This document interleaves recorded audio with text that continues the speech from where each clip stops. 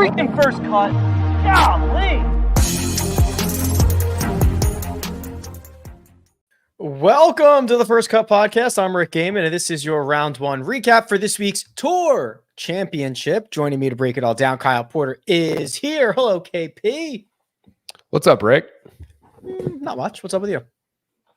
Not a ton. Tour Championship might be over. Might be over. I tweeted. I can't believe I remembered this, but Mark sent me a video of. I think Vince Carter played in the Pro-Am. This was like 5 years ago. I remember, and he sent me a video. He had Vince Carter do the "It's over" like at the Tour Championship. So I had to use it today. Yeah, no, I remember that video. It's so good. It's awesome. It's so hilarious. The best part of it is just the idea of Mark, who, by the way, did a great job on the Creator Classic on Wednesday, asking Vince Carter to do that specifically to send to our group. So right. I wonder how he explains that. Like, hey, so I've got this guy, this weird friend. It's just, it's so good. Mark did do a great job with that Creator Classic. He was well researched, and I like when he would refer to Mr. Perez by his first name, Fat. he was like, I don't know if it was a bit or not, but just the fact that he was taking it that seriously, what like made it just worked. Like it was just like hilarious and great. Yeah, no, it really was. It worked out. It worked out awesome. Well, listen, we are off to the races here. Round one in the books. Remember, this was a staggered start, and we've got new positions for a lot of golfers after the first round here. Let's get out with the early movers. There were a bunch of 65s and a bunch of 66s. There was only 165 on the golf course. One of the earliest 66s was Justin Thomas because he was in the first group out, KP, and he started out with a bogey that cashed Patrick McDonald's best bet of the week, but then he turned it around quickly and made 7 birdies after that to shoot a 5 under 66, and he has now moved from the last man in to a T14. Yeah. Here's a question. I was reading some newsletter today. Maybe it was Data Golf, but they're talking about how JT might be playing for his President's Cup spot this week. Do you agree? Agreed. Yeah, I think I do. Yeah. Okay. I think that this is really, well, obviously it's his last gasp because we're going to have to get this team selected here shortly. Right. But I also think that it would be a lot, if you already wanted to take Justin Thomas, it would be a lot easier to take him if he is like the gross winner this week. Yeah. It's a great point. If he comes in as last man in and finishes 29th, very tough sell after Justin Thomas was basically the poster boy for the boys club. Remember, Jay Tizzle, right? That's who we're talking about here. Zach just ruined everything for everyone. Yeah, I mean, it's a great point. And I think conversely, if you don't want to take him, but he wins the gross, he kind of forces you into it, right? I think so. Like you can't I don't see a scenario in which you leave him off if he wins this thing. Now, is he going to win it? I don't know. The bogey start was hilarious. That was the happiest I've seen Patrick maybe all year. And then he goes out and shoots 66. They changed par this year, huh? Yeah, it's a 71. They turned 14 from a par 4 to a par 5. Okay. So yeah, 66, super impressive. It's been, producer Josh asked this question, I think, to us on Tuesday. He said, maybe it was at the end of last week. Does it feel like JT's had the kind of year where he's one of the 30 best guys on the PGA Tour? And I actually feel like the answer to that is yes. Like he's been pretty good statistically. He hasn't contended in the way that you would want a JT to, and I don't think he's the player that he was. Obviously, he's not the player that he was 3, 4, 5 years ago. But I think it's been a really kind of gritty year from him to bounce back from last year. And honestly, like all kidding aside, it'd be cool if JT won this thing, like won the gross part of this. Yeah, I wouldn't be upset with that. And I think that he's a confidence guy, and you get him kind of confident going into potentially Montreal, and who knows what happens. Speaking of playing for their potentially President's Cup spot, though, I think this guy's got it locked up. A 5 under 66 from Taylor Pendrith, and he started at 1 under KP, and it was just mediocre through his first 9. He went out an even par 35 with 1 birdie and 1 bogey. Then he got hot. Birdies on 10, 11, 12, and 14. Also an eagle on 18. Didn't see many, if any, other eagles on 18 today. Pendrith is now 6 under. He's only 3 shots out of second, and he was obviously making a very strong case this fall for Captain Mike Weir to bring him to Montreal. Yeah, he's just got so much firepower, and I think that's sort of the case that you guys, like, that all of us were making for him being on that team. It was funny early. I was following him, like him and Aaron Rye were kind of started around, maybe they were playing together, but they started around the same time. I was following a little bit on ShotLink, and I was like, oh man, Taylor Pendrith's 3 under through 2. What happened? And then I was like, oh yeah, the starting strokes got me. It got me too. It got me too. Yeah. It didn't show the difference between round and overall. I was so confused. It got me on PGA Tour Live where somebody early was 1 under and like playing the second hole. And I was like, oh, wow. Like, yeah. Billy Horschel birdied the first. I was like, let's go. And I was like, oh, no, he didn't. And he also stunk after that. And but yes, he shot 73. Yeah, exactly. Yeah. So really, really good start for Pendrith. And I think he's going to be on that team. Although I will say, I was reading about Royal Montreal. Is it Royal Montreal? Yes. Today. And it's kind of an accuracy test. You said this, I don't really care. Like, Pendrith is just kind of the guy no matter what. But I think if you're looking for a reason to put Adam Hadwin or Nick Taylor or whoever on that team, I think that could be your reason. But I think Pendrith is going to honestly go out and kind of earn it this week. I think he's got to be on that squad, but I've talked about that a lot. We'll see. I think there's going to end up being 4 Canadians, and 2 of them probably should not be there, but I don't know how that's going to. Poor Siwoo. I know, seriously. Siwoo's going to be on the outside looking in. Adam Scott continues his solid play. So this goes back to Scottish Open. He finished runner-up there, T10 at the Open, T18 in Memphis, and then that runner-up finish at the BMW Championship. He is off to another great start here. Another 5 under 66 for Adam Scott. This one was bogey-free and highlighted by the 3 birdie streak on holes 5, 6, and 7. Adam Scott continues the great play. Yeah, I think Scottie and JT were your biggest movers today in terms of going up or going up toward the top of the board. He looks very strange in that picture, by the way. Pop collar. Why was the collar popped? I saw that and I was like, does he know that it's popped? I don't know. He looks in that picture like a overweight cousin of Tom Brady or something. He looks like who's that? Jim Gaffigan. Yeah, he kind of does. Yeah, he's been great. What a I mean, not that Adam Scott needs more good things to happen to him, but kind of a cool late career resurgence from him toward the end of this year. Yeah, he was very good. He moved up. I think he was T14 going in, or 14th overall, and moved to 4th. Yeah, he's 1 shot out of second. And you'll see why in a couple minutes why I keep referencing second. But he has 1 shot out of second, which is $12.5 million. So very valuable positions that he's rocking in. Same with Sam Burns. There's actually a log jam at 8 under. Adam Scott, Sam Burns, Wyndham Clark, Hideki Matsuyama, Keegan Bradley. But Adam Scott had the best round of those in at 8 under. Sam Burns was another one. And again, this is kind of interesting, right? You see these guys, they start to trend over the first couple weeks of the playoffs. They can make a run here. Burns did it in the Pendrith fashion, which was take apart the back 9. He went out and won over and then came in with a 31, and he didn't even make a birdie or better on 18. He put a par on the scorecard there. So Sam Burns, this is why I like him on my President's Cup team, right? Just like he can give you this heater. Yes, exactly. And I think when you start, saying, hey, this is this might only be 15 holes, like go out and make a bunch of birdies. Like go out and do it. Especially in a best ball scenario. I think they played it more in alternate shot in whenever that was, 2022. I remember him carrying Scottie Scheffler. He did, but was it best ball or alternate? Maybe it was best ball. I don't remember. Regardless, yeah, it kind of picked up where he left off last week. He was very good again. Kind of a lot of the guys tore up the back nine. I mean, we'll talk about more. Cowie, he shot 30 on the back. Do you have numbers on whether that side played a lot easier than the front?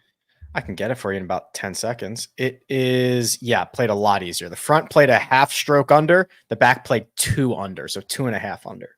Okay. So maybe that's just the fact that they switched 14 to a par 5. I mean, listen, like, good for Burns. I think we don't make enough of how it has to be. I've not talked to him about this. I would love to if I get a chance, but it has to be emotionally difficult to have like one of your really good friends become the best guy in the world and win 2 Masters. And it's not like Burns has been bad in his career. He's had a really good career, but that has to be hard. Like, it has to be hard on your relationship. It has to be hard on just personally, like for that to, I remember JT talking about this 10 years, not 10 years ago, like 7 years ago, about how like it was hard when Spieth came out and won 2 majors right away for him, because they were like the same. They were just like very equal growing up, and JT was probably better, honestly, in junior golf and college. And then JT's on the Korn Ferry Tour, and Spieth's winning the Masters and the U.S. Open and almost winning the Slam. And JT's like, man, that was very, very difficult. And so all that to say, I think it's cool for Burns to have some success, and although he'll probably end up finishing runner-up to Scottie this weekend. Oh man, just another one. At least this one will be very, very valuable. Okay, we are going to talk about Scottie and Xander and everybody else, but first we're going to take a quick break and hear a word from our partners. Saturday is big time on CBS. Number 2 Ohio State welcomes Akron into the Horseshoe. Then more college football in prime time with UCLA taking on Hawaii. Saturday on CBS and streaming on Paramount Plus. And we're back. I have the biggest movers in both directions based on positions here. Let me guess. Okay, I'll tell you I'm just going to tell you there are 3 guys who moved at least 10 spots in the positive direction. Okay, it's got to be JT, Adam Scott, and Pendrith. JT moved up 12 spots. That's tied for the most. Pendrith moved up 11 spots. That is the 3rd man. Adam Scott only moved up 7 spots. He started T11. He is now T4. So there is 1 you're missing. Morikawa shot 66, but he was already 7th. There was a bunch of 66s. I don't remember the other 66. You mentioned him earlier. It was Aaron Rye. Oh, okay. Aaron Rye started T26, shot a 66, now is T14. How about guys going in the wrong direction? 4 guys lost 9 positions. I know one of them was Billy Horschel. Yep, T21 down to 30. That's correct. Was one of them Chris Kirk? No. I don't see Kirk on my list. Christian Bezadenhout was already down there. It had Akshay. Akshay, yes, started T16 down to 25th. See, that's the other guy. That was the other guy that Data Golf mentioned of like could be playing for his President's Cup position. And so I hate, like, I get it. I hate that it gets reduced to just like not even a stroke play event. It's a You almost said not even a real event. No, not a real event, but it's like, okay, well, Jim Furyk's looking at this shadow leaderboard. How did Akshay do? Like, it's just kind of a mess. So anyway, we can talk about that later. But Akshay, Billy Horschel. I don't know the other 2. Tony Finau dropped from T11 to T20, and here's the big one here. He started off great too. Ludwig, 5th, 71, T14. So he dropped. Okay. 9 spots. Well, he had the biggest drop, or he had a drop from the highest position. Correct. Yeah. Other movers here. Let's go to Colin Morikawa. So this was a 5 under 66 in which he rattled off 6 consecutive birdies to start his back 9. He is now in a tie for second. We saw this last year, KP, right? He went out and he shot like the course record in the opening round and got near the top of the board. It was not enough, but Colin has moved himself up again in a big way. Yeah, shades of last year. The 60, what'd you say, 61? I don't know why 63 was in my head, but I do think it was a 61. I think it was 61. Yeah, 9 under, because it was par 70, 9 under. Yeah. Yeah. I was reading a transcript afterward, and he was talking about how he just gets in his own head, which Yep. Yeah. Checks And out. how around the turn, he just started like trying to free himself up mentally. And then you see six birdies in a row. Yeah. I mean, I think the hard part with this, Rick, is like, okay, we can talk about Colin Morikawa's great 66. He doesn't have a chance to win, which is, we can transition into Scottie now, but it's such a weird, like, I feel like the tour is stuck between, like, they're almost getting the worst of both worlds, because guys are mad about the regular season not counting for more. That is a game in like birdie roll. Yeah, like players are mad that the regular season doesn't count for more, and fans are disadvantaged because they don't get any drama on the weekend. I said this to Josh before you got in. The format is inherently a lose-lose. If Scottie runs away with it, we just got an absolutely boring walk in the park. Yeah. And if Scottie, which is what happened, if Scottie like coughs it up early and then doesn't win, he had this historic year, and then, Colin Morikawa was the player of the year. Honestly, the only winning scenario for kind of everybody is Scottie and Xander coming down to it on Sunday. Correct. Right? Because if you don't get that, then it's like, what is this? Well, it's unlikely. Well, it's not entirely impossible, but unlikely, because Xander Schauffele is 6 shots back. He shot a 1 under 70. KP, the good news is he did erase the 2-shot lead immediately. After the first hole, Scottie made a bogey. Xander made a birdie. They were both at 9 under. And then Xander didn't do much after that. Kind of he made 2 birdies. He made 2 bogeys, and we'll talk about it in a second. Scottie raced away with this thing. So Xander is in a great position. He's tied with Colin in T2, but the position and the distance back are not equitable. Yeah, I thought this was disappointing. I didn't see his comments after the round. Do you know if he talked at all about how the course affected him? I didn't see it, but it looked like he was a little bit, confused isn't the right word. It just things like it looked like he had trouble assessing lies, which I wonder if that is like the new stuff. Yeah, he said,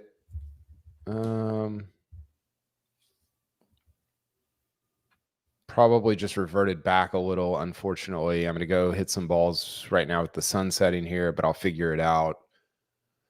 I was getting into old patterns when I was juiced up. It's just something you do. Yeah. So it sounds less like a golf course thing and more like a swing thing, which is, we saw this at the Players Championship, right? Where he's kind of in contention, but then he's like grinding on the range to figure out the swing. And you're like, that doesn't seem great, but he was able to hold it together for 2 majors. So here's the thing. We're going to get to the odds in a second. I don't think Xander's out of this. He putted terrible. I know that he's 6 back. Or 7 back. I know that I tweeted the Vince video, but I genuinely do not think that Xander is out of winning this tournament. Scottie Scheffler made bogey on 1 to give a glimmer of hope to the field, and then he snatched it away. Birdies on 3, 7, 12, 13, 14, 17, 18. And the man who already started atop the leaderboard shot the round of the day. It was a 65 with just that 1 blemish on number 1. And Scottie Scheffler has opened up a 7-shot lead to the point where the PGA Tour comms department had the gall to tweet out that a 7-shot lead is the largest lead after 18 holes in PGA Tour history. Oh my gosh. He started with a 2-shot lead. Yes. Well, we started with a 9-shot lead on, or 10-shot lead on other, like who's in second? Colin. Oh, Eh. Colin and Xander in second. Okay, so he only started with a 2-shot lead on Xander, but he was like 5 up on, or 6 on Morikawa. Yeah, so it says Scottie Scheffler is the first player to hold a lead of 7 strokes or more after 18 holes of a tour event on record, which is 1983 to present. I need to go look at the replies on that. They're exactly what you think they are. That's fantastic. You've got me. I had like 3 things on this, and you've just got me out of my. I think the first of all, this has to be his best round ever at Eastlake. It's his third best. Okay. Yeah, because he quote only picked up like 3.5 strokes to the field. Yeah, which is kind of weird to me. I guess it's just the course bunched. It was 2.5. Together. It was 2.5 under par. It was, Yeah. The second thing is his driving. He led the field in driving, and I think that's very, very, very encouraging. Because last week wasn't great driving. From tee to green, he was, at least by Scottie standards, pretty bad. So I think that's very encouraging. And I think, I can't remember my third thing. He should win the tournament. Obviously, I'm not going out on a limb there. I think what's intriguing is I was looking at the numbers, like what do you have to get to? And you wrote about this some in your newsletter, but what do you have to get to by Sunday, just sort of guarantee yourself a victory for this specific event? And there's been 5 of these. 3 of them were won at 21 under. And then last year was like 28, 27, something like that. So if you look at it like that, let's say it's 21, 22, 23, Scottie only has to, he only has to shoot like 70, 69, 68 to get there, right? I think Xander's the only guy that can beat him.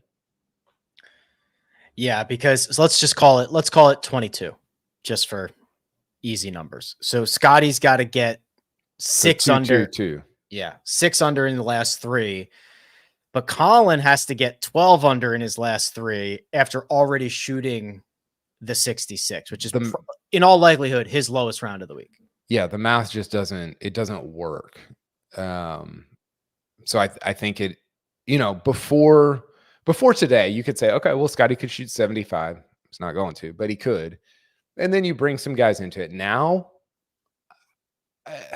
this was his 50th round this year in the 60s, Rick. It's not like an anomaly for him to shoot in the 60s. He's going to go shoot 69 or 70 or whatever. And yeah. I just think only Xander can beat him. Any 3 rounds in the 60s will win this, right? Even if you go 69, 69, 69 now, yeah, that's 2 under each day. That's 22 under now. Oh, that's right. Because I was thinking, sorry. I keep thinking it's 70. Yeah. Yeah. The work has been done. I know. And when you say that, what you mean is like he doesn't have to putt at all. Like if he's baseline tee to green, he doesn't have to putt and he wins. He doesn't have to be perfect. He doesn't really have to be anything close to it. He just has to be himself, slightly good. He doesn't have to do anything crazy. Just go pick off the par 5s. Yeah. Don't make a triple anywhere. He was really good. He was really impressive. He was awesome. I knew that they were in trouble on. He hit an approach early, maybe into 3, I think, where he kind of like did that little, faded in there, used the slope perfectly, absolutely distance control. Everything was perfect, right? It was the shot shape, the landing spot, the release, like everything. And I was like, it's problematic. He's got him. Yeah. The greens were bouncy. Yeah. Where's the hard golf course though? I know. What is that? Like, why is that? Where's no wind? Golf course? Well, okay. Hard golf course was yesterday for the creator. Seriously. I do love the greens were bouncy. I do love that. I think it was no wind, and those cowards moved 15 to a wedge. Yeah, that is cowardly. That should be a 210-yard hole. It was 144. It's like a easier Sawgrass 17th. Especially after 14 is already a 5. Like, punish these guys. I'm sure they will, right? I hope. Can't they move it? Can't they move course. it around? Yeah, of course they can. But still, set a tone for crying out loud. Every year, on that hole, I'm just like, I don't know how anybody hit, like, dude. It's hard. I think it looks harder now because there's no bunker. When they play it back at like, whatever, 200 yards, it looks impossible. And they always show that camera angle from behind, and the green just looks like a little dot in the distance. Yes. Yeah. It looks like it's 700 yards away. Yeah. It's awesome. Yeah. But they neutered it today. That's okay. They have a chance. Move it back the next 3 days, and I'll rescind my coward comment. Let's look at the odds. I imagine Scottie Scheffler is a massive favorite. Josh, is that true? How big? 500? 350. Oh, a little value on Scottie Scheffler. Just lay $350 to win 100 if you think that Scottie Scheffler can hold on to his 7-shot lead. Xander, if he is still alive, you can get that number at 8.5 to 1. Colin Morikawa then 22. Sam Burns at 35. And quickly, these get much longer. Hideki at 40, Wyndham Clark at 45, Rory McIlroy at 55 to 1. So, it's Scottie and the long shots. Yeah, I mean, give me. I mean, Scottie's gonna win, but give me Xander, Rory at 55. I would just, because he could go shoot 364s. What is he at? Yeah, he's 6 under, so he's 10 back. I mean, he came back from 6 down in one day against Scottie at this course.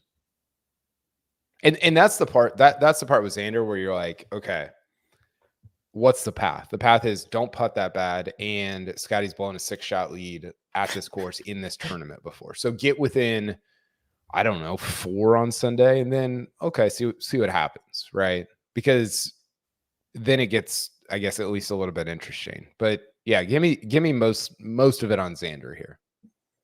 Yeah, Xander can beat, if you beat Scottie by a stroke tomorrow and a stroke on Saturday, now it's, 4 or 5, and I guess anything is possible on Sunday. Yeah. Yeah. Well, I mean, is Wyndham Clark going to win this tournament? No, I think Scottie's going to run away with it. And I just don't think I kind of want Scottie to win by like 20. It would be the right outcome. It would be hilarious. And it would also, yes. Is there anything with that? I always try to find like could this create change? Which, like, if Scottie wins by 20 shots, do they consider changing the format? I don't think so. I mean, Monahan was like, no, we're good. Everything's good. Is it? That guy. Oh, you got some takes? Yeah, I don't think I can share them. One thing I do want to share, I tweeted this, his comment on how Friday cuts define us as an organization. And yet you're like, most of your most important events don't have a cut. What are we saying? That's what I don't understand. And I didn't see, I just saw the clips. I didn't go back and watch it live because I was too depressed. But like, is that an opportunity? Does anybody ever follow up and say, hey, Jay, then why are you going in the direction of less events with cuts? Right? Is he being pressed on anything? And even if he is, he's just not answering it. Well, I think what's hard in those situations is you have, at least for me, like things are moving very quickly. It seems like when you're reading the transcript at home, you're like, oh, I would ask this. And it's like, well, yeah, of course, like armchair quarterback, I would have asked these 5 things. But in the moment, 1, it's hard to follow up. And 2, you kind of already have your question. You don't want to forget it. You don't want to get off script or whatever. It just becomes like logistically, I'm not saying that people shouldn't follow up, but logistically it is kind of difficult at times. Yeah. And you have to basically process his answer in real time, formulate the follow-up. Yes. And ask it like on the spot, which is obviously not an easy thing to do. Yeah. It's really hard when you're hearing it rather than because when you're reading it, you're like, oh, this is dumb. Like, yeah, you know, but in person, he's giving it like it's the backbone, like he's giving it like and you're like, pomp and circumstance. Yeah. Interesting. Yeah. Okay. Well, I don't know. There's a lot. Interested to see how 2025 and 2026 go, I guess. Rory calling. Did you see his call out there? What's that? About the PIF? Said they could move on to other things. Is that what he said? Yeah, he said. What was the exact quote? I think anyone that cares about golf has to be frustrated. I think anyone that cares about the PGA Tour has to be frustrated because we're not putting forward the absolute best product that we can, because I get the argument that these guys left and that was their choice and whatever. I think it's gone on long enough. We've got to try. I think everyone is trying to find a solution. It's just the solution is hard to get to.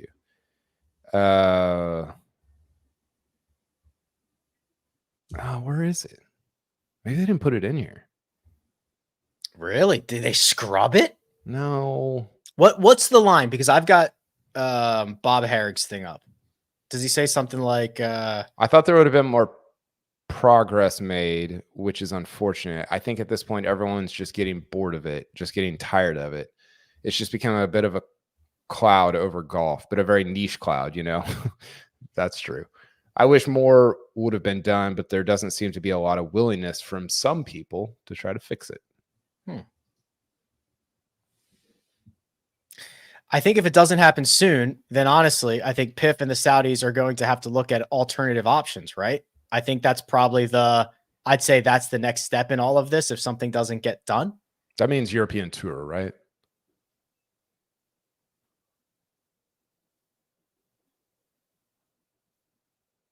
I don't know.